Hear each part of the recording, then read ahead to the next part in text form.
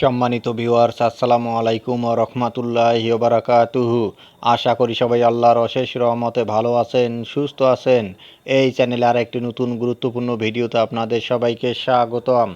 আজকে আলোচনা করব ইএফটিতে তথ্য না দিলে বাতিল হবে মাদ্রাসা শিক্ষকদের এমপি আবেদন। বিস্তারিত থাকছে ভিডিওতে। এই ভিডিওটি দেখার আগে যারা এই চ্যানেলে একদম নতুন তারা অবশ্যই চ্যানেলটি সাবস্ক্রাইব করে পাশে থাকা বেল আইকনটি প্রেস করে দিন। আর যারা ইতিমধ্যে সাবস্ক্রাইব করেছেন তাদেরকে জানাই অসংখ্য ধন্যবাদ।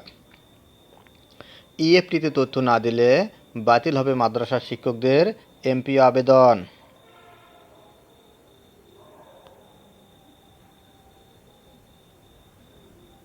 বেসরকারি মাদ্রাসা শিক্ষক কর্মচারীদের ইলেকট্রনিক ফান্ড ট্রান্সফার বা ইএফটিতে বেতন ভাতা দেওয়ার জন্য তথ্য হালনাগাদের নির্দেশনা দেওয়া হয়েছে।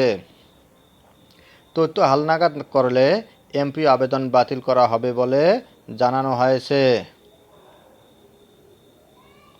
বুধবার মাদ্রাসা শিক্ষা অধিদপ্তরের মহাপরিচালক অতিরিক্ত সচিব মোহাম্মদ আব্দুল মান্নান স্বাক্ষরিত এ সংক্রান্ত নির্দেশনা জারি করা হয়েছে। চলতি বছরের মার্চ থেকে এমপিও আবেদন করতে যাওয়া শিক্ষকদের এ নির্দেশনা দেওয়া হয়েছে।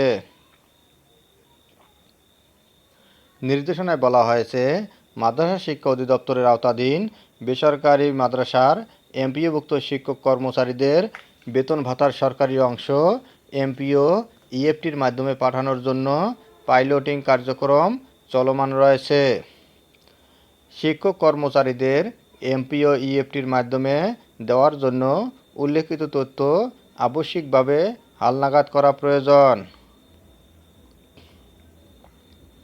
উল্লেখ্য, আগামী মার্চ মাস থেকে যেসব শিক্ষক কর্মচারী নতুন এমপি আবেদন করবেন তারা অবশ্যই এই তথ্য হালনাগাদ করে আবেদন করবেন, অন্যথায় এমপি আবেদন বাতিল করে ফেরত দেওয়া হবে। যেসব তথ্য লাগবে: জাতীয় পরিচয়পত্র অনুসারে আবেদনকারীর নাম বাংলা ও ইংরেজিতে, বাবার নাম বাংলা ও ইংরেজিতে, মাতার নাম বাংলা ও ইংরেজিতে, জন্ম তারিখ, জাতীয় পরিচয়পত্র নম্বর, মোবাইল নম্বর, পদ ও পদবি, বেতন কোড ছবি, যোগদানের তারিখ, ব্যাংকের তথ্য, ব্যাংকের নাম, ব্যাংক হিসাবের নাম, ব্যাংক অ্যাকাউন্ট নম্বর, রাউটিং নম্বর। এমন পরিস্থিতিতে এই তথ্য হালনাগাদ করে নতুন এমপি আবেদন অধিদপ্তরের মেমিস সার্ভারে পাঠানোর জন্য বলা হলো বলেও চিঠিতে বলা হয়।